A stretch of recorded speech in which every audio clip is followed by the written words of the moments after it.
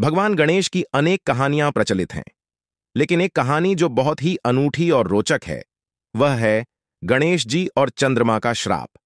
इस कहानी में भगवान गणेश की बुद्धिमानी के साथ साथ एक महत्वपूर्ण सीख भी छिपी हुई है। गणेश जी और चंद्रमा का श्राप कहानी की शुरुआत उस समय होती है जब गणेश चतुर्थी का दिन था।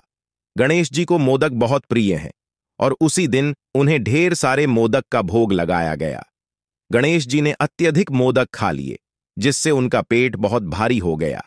जब उन्होंने उठने की कोशिश की तो वह संतुलन खो बैठे और गिर पड़े।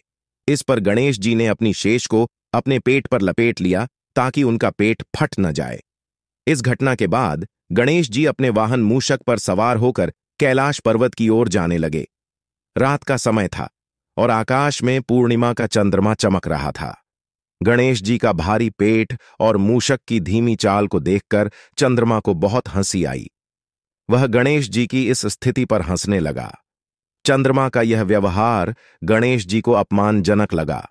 गणेश जी को क्रोध आ गया और उन्होंने चंद्रमा को श्राप दे दिया कि आज के बाद से वह कभी भी पूर्ण चमक से नहीं चमकेगा और जो भी चंद्रमा को गणेश चतुर्थी की रात देखेगा उसे मिथ्या दोष लगेगा। चंद्रमा को तुरंत अपनी गलती का एहसास हुआ और उसने गणेश जी से क्षमा मांगी। गणेश जी के कोप से बचने के लिए चंद्रमा ने गणेश जी की बहुत स्तुति की और अपनी भूल के लिए माफी मांगी। गणेश जी का दिल पिघल गया, लेकिन उन्होंने अपना श्राप वापस नहीं लिया।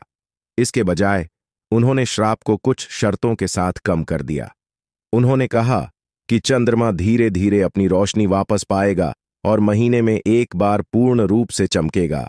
साथ ही जो लोग इस दिन गणेश चतुर्थी चंद्रमा को देखेंगे वे गलतफहमी और झूठे आरोपों का सामना करेंगे, लेकिन यदि वे इस दिन भगवान गणेश की पूजा करेंगे और श्री गणेश की व्रत कथा सुनेंगे तो उनका दोष समाप्त हो जाएगा। इस घटना के पीछे एक गहरा संदेश छिपा हुआ है।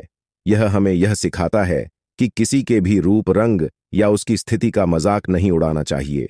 अहंकार और मजाक उड़ाने से हमें नुकसान उठाना पड़ सकता है। इसके अलावा यह भी कि भगवान गणेश की कृपा और बुद्धिमत्ता से सभी दोष दूर हो सकते हैं। यह कहानी भगवान गणेश के प्रति भक्तों के मन में श्रद्धा और विश्वास को और गहरा करती है। उनकी लीला और दया की यह कथा न केवल रोचक है, बल्कि जीवन में एक महत्वपूर्ण सीख भी देती है। गणेश चतुर्थी के दिन इस कहानी का विशेष महत्व है और भक्तगण इसे सुनकर भगवान गणेश से आशीर्वाद प्राप्त करते हैं।